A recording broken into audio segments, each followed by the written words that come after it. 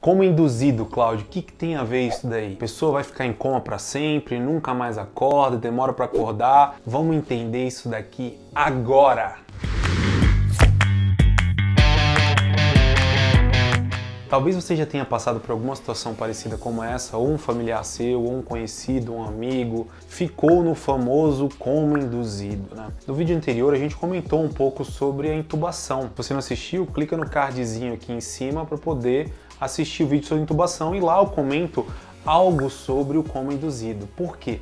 Porque para a pessoa ser intubada e colocar ela no ventilador mecânico, ou seja, eu coloco um tubo na boca dela e conecto ao ventilador mecânico, ela precisa estar em coma induzido. Como ela entrou nesse coma? Porque eu coloquei o remédio, eu como médico optei por isso, coloquei o remédio e ela entrou em coma, por isso que chama-se coma induzido, porque o médico colocou o remédio na veia e a pessoa teve o coma induzido pelo remédio que o médico deu. Esse é o coma induzido. Ah, agora eu entendi! Agora eu saquei! Qual que é a diferença desse coma, Cláudio, para os outros tipos de coma? Veja só, se você, por exemplo, teve um acidente de moto, com uma batida muito forte ali, ou até um acidente de carro, você pode entrar em coma por conta desse traumatismo craniano, né? Que os médicos chamam de TCE, trauma crânioencefálico, mas a gente conhece como traumatismo craniano. Então, se a pessoa teve um traumatismo craniano muito grave, ele pode entrar em coma. Só que esse coma não foi induzido pelo médico. Esse coma aconteceu pela lesão da cabeça dele muito grave. Eu tô passada. Então não é diferente, não é um coma induzido, é um coma que aconteceu por conta de um traumatismo. Essa é a diferença do coma induzido. Nesse caso, o médico está dando um remédio que induz ele ao coma. E por que o médico faz isso? Porque o paciente, por exemplo, entubado, precisa estar completamente dormindo. E eu falei para vocês que o médico induz a pessoa ao coma quando ela está entubada. Por que isso daí, Cláudio? Porque a pessoa precisa estar nesse sono profundo, nesse coma induzido, para poder o ventilador respirar por ela. De maneira simples, isso tem que acontecer porque se a pessoa não estiver dormindo, aquele tubo na garganta incomoda muito, ela vai ficar agitada e ela vai querer respirar. E aí tem um ventilador que quer respirar por ela e tem ela que quer respirar. O que vai acontecer? Os dois vão brigar. Em outras palavras é isso, de maneira simples é isso. A pessoa briga com o ventilador. E aí um quer respirar e o outro quer respirar. Eu vou puxar a minha respiração. E aí o ventilador, na hora que eu tô puxando, no meio da respiração, ele quer jogar ar também. Aí a gente não vai conseguir respirar direitinho. Então, por conta disso, a gente só deixa o ventilador respirando e deixa a pessoa num coma induzido para que o ventilador respire sozinho. Eu quero que respire 16 vezes por minuto. Ele vai respirar 16 vezes por minuto e a pessoa vai ficar paradinha ali, não vai ter nenhum esforço de respiração e aí a gente vai poder tratar as outras coisas, os outros problemas dela que em geral podem estar acontecendo, né? Por exemplo, a pessoa foi entubada por uma pneumonia, a gente vai tratar a pneumonia. A pessoa foi entubada porque teve um traumatismo craniano gravíssimo, a gente vai fazer cirurgia, vai fazer medicamentos e ela, enquanto estiver grave, fica no coma induzido. Quais são esses remédios, Cláudio? São medicamentos que nós chamamos de sedativos. Nome difícil, mas basicamente, né, vai sedar a pessoa ou colocar ela para dormir, né?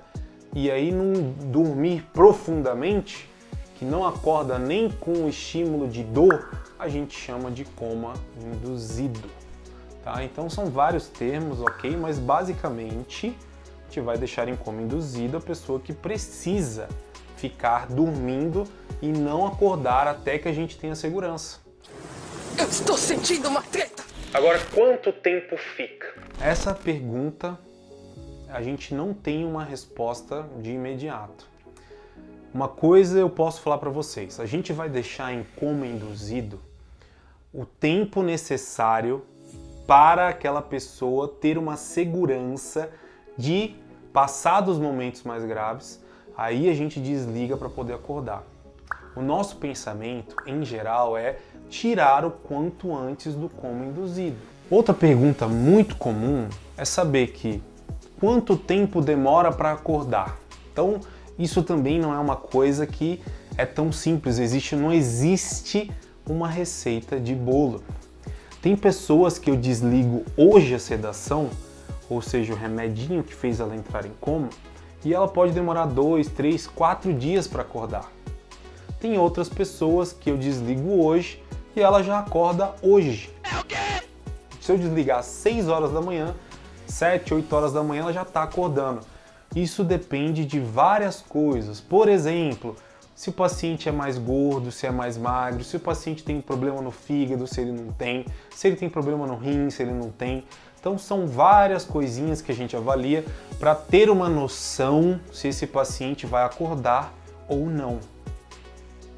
Mas é interessante saber que se eu desligar hoje, esse paciente pode acordar hoje ou ele pode demorar vários dias.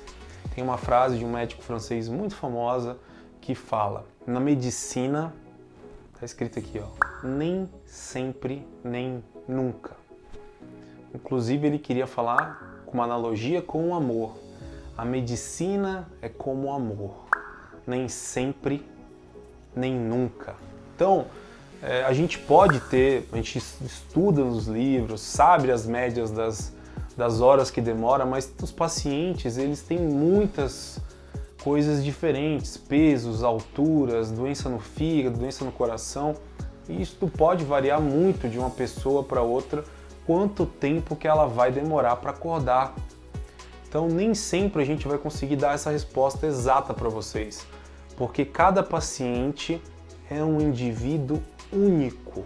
De maneira geral, era isso que eu queria passar para vocês, tá? Essa noção de coma induzido, porque eu vejo vários pacientes no meu dia a dia com dúvidas simples em relação a isso, e eu tentei explicar para vocês como eu explico para os meus pacientes no dia a dia e como eu tenho visto que eles conseguem entender dessa maneira, tá?